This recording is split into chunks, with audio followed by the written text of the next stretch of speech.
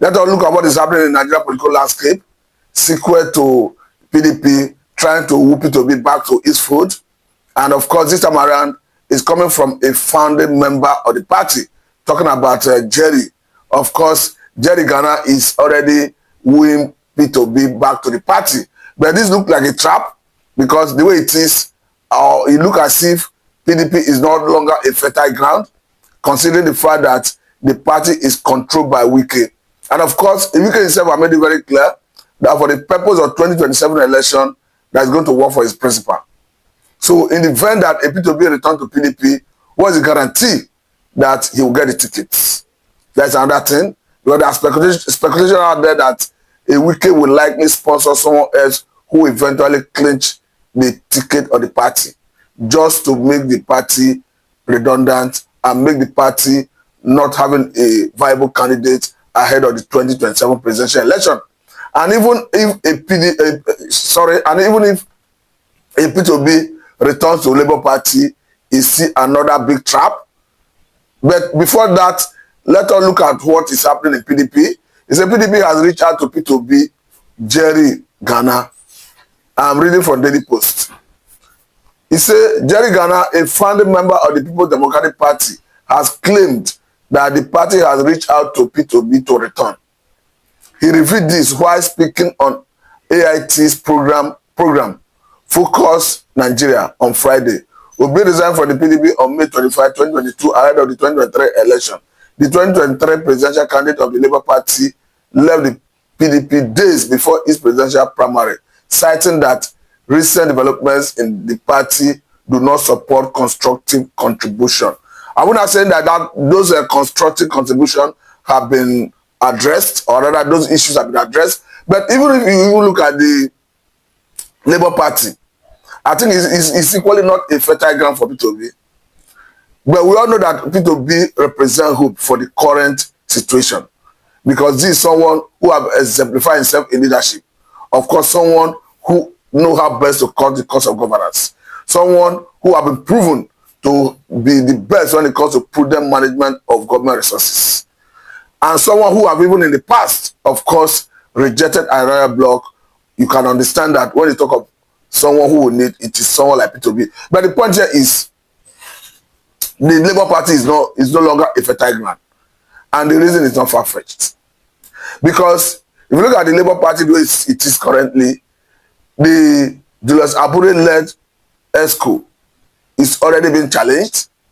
And a court before now have asked Abure to stop parading himself as the authentic chairman of the party.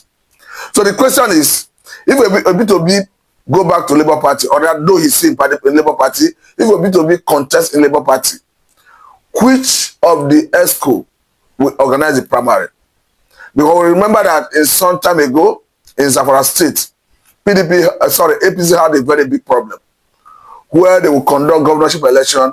At the end of the day, people went to court, and the court then ruled that the faction of APC that conducted the primary was wrong, was not the authentic faction, or rather recognized faction by law. And as such, the court sacked the governor-elect then and gave the mandate to PDP.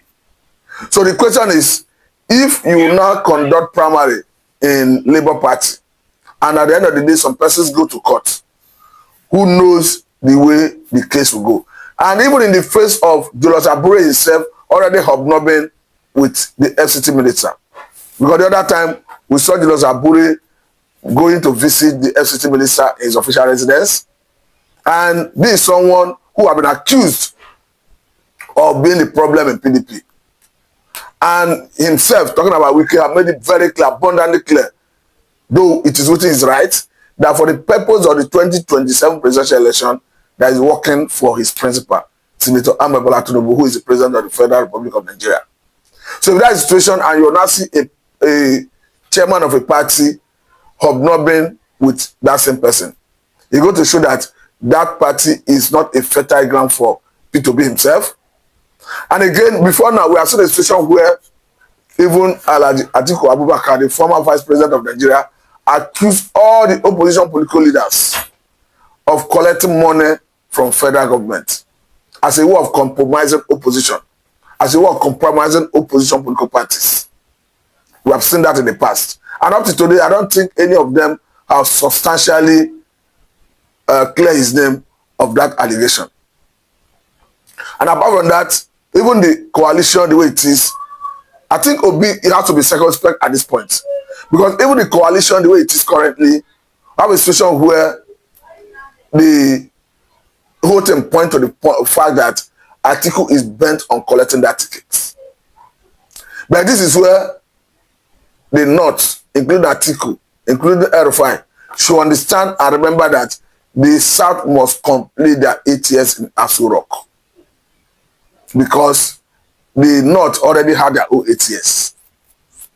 Like I said the other time, if they are not comfortable with the man Tinubu because of the economic hardship, because of the policies that the government have not been able to address the hardship that comes with it, the alternative is Peter Obi. But the point here is, it is becoming clearer by the day that an Atiku must contest that primary under the coalition. And if Atiku is contesting it, we know Atiku is a master of the game when it comes to winning primary elections in Nigeria. We saw him display that last time they did the primary of PDP. Of course, I don't think Obi can wrestle with Atiku if Atiku refuses to concede to him in that primary. And the way it is very clear that the coalition is not ready to zone their position to the southern part of the country. Though PDP have said they are zoning their ticket to the south, but even if they are zoning their ticket to the south, this question is, even if an Obi picks the tickets, what is the guarantee that the PDP will not spring into two? Because now they have not yet have their substantive chairman. Damagu is still the acting chairman. And if they virtually have their substantive chairman, and a Wike succeeds in determining who becomes the chairman, so what's the guarantee that it is equally a fertile ground for opposition? Because even if a Wike is still PDP, he's working in the cabinet of APC. And he has repeatedly maintained that he's going to support his principal. Talking about Senator Ahmed Bola Tinubu, who is the president of the Federal Republic currently in that coming election. So, the way it is becoming clearer that PDP, Labour Party are no longer viable for anyone to fly their flag and hope to get to Aso Rock in 2027. The coalition, that is the only hope the way it is, it's already turning out to mean that the North want to have it. So if the North is having it, it then implies that Obi may look beyond PDP, look beyond Labour Party, look beyond ADC, that is the new coalition. It may imply that Obi may seek another platform to run. But one thing is certain, Obi has large followership. And this followership, it is irrespective of whether he's running under PDP, under Labour Party, under the coalition, the followership will always go with him because they already believe his integrity. They already believe that he has what it takes to save the ship of Nigeria out of the present quagmire to safety. But the only point here is the gimmick at play is very high. That Obi have to be circumspect. Obi have to be very careful, particularly his handlers, the legal team, have to be very careful. Because it is possible that the gimmick is that they want to leave him without any platform to run for election come 2027. Having seen that the defeat he recorded in the last election was on the basis of decision of Nigerians, particularly the Obidients movement, who were resolute that they were going to give him support irrespective of whether political platform or not. Because before the election, he was touted as someone who have no platform, who have no structure, I mean to say. What they normally call structure, of course, is the party executive, which obviously he do not have. But in that election, in spite of the level of intimidation, voter suppression, manipulation, evidence in that election, he equally got 6 point something million votes going by the result released by INEC. So you go to show that it's a man that it should be watched out for. Because more so, as we are looking at an election where a Muhammad Buhari will not be in the scene. Because this is a Buhari who has consistently maintained 6 million votes in the past, in almost all the round of election, with the exception of 2011 election. For obvious reasons that you had a Northerner, of course, a Yaradua that ran with him, or rather against him in that election. But almost every other election he participated, whether in the 2023 presidential election, whether in the 2027, whether in the 2015, he had always maintained that 12 point something million votes. But currently he's no longer in the field, and Obi have made significant inroad into the north, considering the outreach he have been going for to meet the people's need in the northern part of the country. No wonder we are equally seeing so many Northerners, particularly the youth, who are already yearning for Obi's leadership. I think that even best explain the recent attack that started coming to him, where a sitting governor, of course the governor of Edo State, started banning him, or rather requesting that Obi must seek his approval, must seek his consent before visiting Edo State. We understand that he have since denied that he didn't threaten Obi, but he has equally maintained that Obi must inform him before visiting Edo State. Though Obi has recently made it very bold that if you have need to reach out to the people in terms of human capital development, in terms of meeting the people to bring some level of succor to them, that he is not going to hesitate. And he made it very clear that he received threat as going concern every day, that this one is only known to the press, to the public, because he came to the press, that he's not known to be afraid of threats.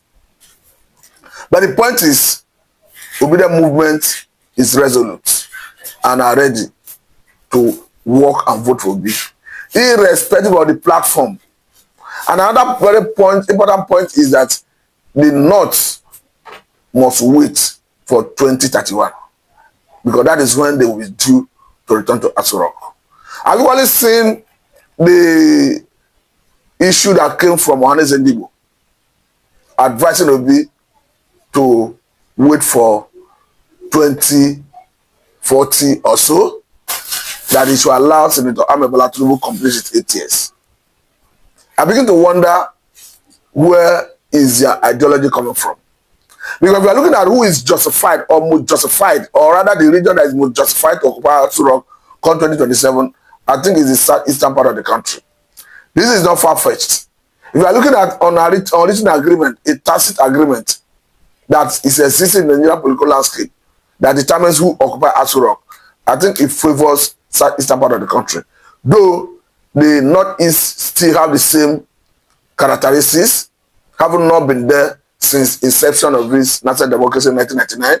But the argument is the North have considerable time to occupy, or rather to lead the country during the military. And all the status quo of Nigeria that is lopsided, that favors the North, that is against the South, was imposed by the military rule. So if you take that away, you leave us with the Southeast that is most justified to occupy Aso Rock come 2027. So it beat all the imagination where Ohanes Ndigbo is coming up with that ideology. What is their driving force? Because for me, in spite of the qualification of Obi, the region is most justified to occupy Aso Rock, talking about equity, fairness, justice, and even national cohesion. Because in a way, that will address the age-long issue of marginalization.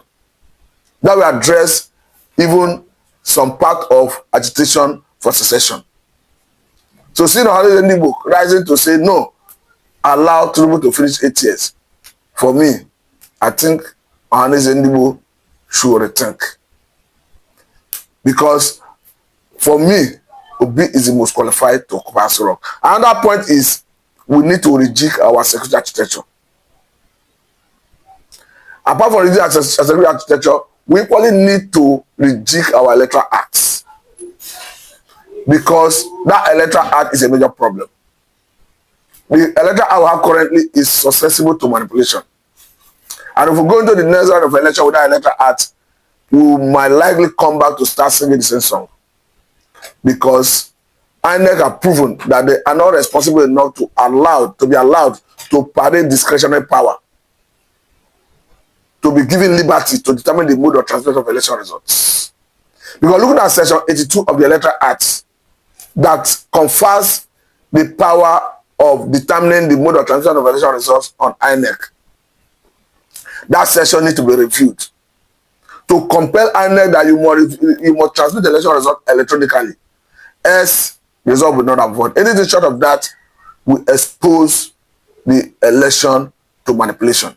We understand that Nigerian politicians will always latch on any lacuna. They will always take advantage of any lacuna that is in the Electoral Act. Of course, that is what happened in the last election, where INEC gave us excuse of network glitch.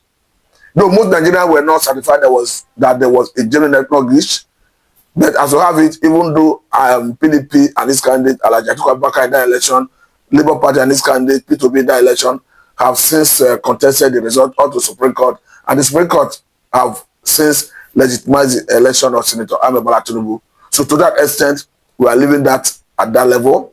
That does not mean the addition is infallible, because the entire judge of Supreme Court have made it clear before now that the judgment of the Supreme Court is final because they are final, because they are the highest arbiter in the land, not because their judgment is infallible. So the only way we can address this issue and have a free fair election and make sure that people who govern us are answerable to the people is to have a free fair election. And the only way we can do that is to ensure that we reduce human interference in the process of election management. And the only way and best way you can reduce human interference is to transmit election results electronically. We can even go electronic voting, but for now, nobody is advocating for electronic voting. What we have currently, the mode of transmission of election results, the mode of collation should go electronic. That is the best way to address this issue. I will say a very big thank you for your time. This is Mr. Matu.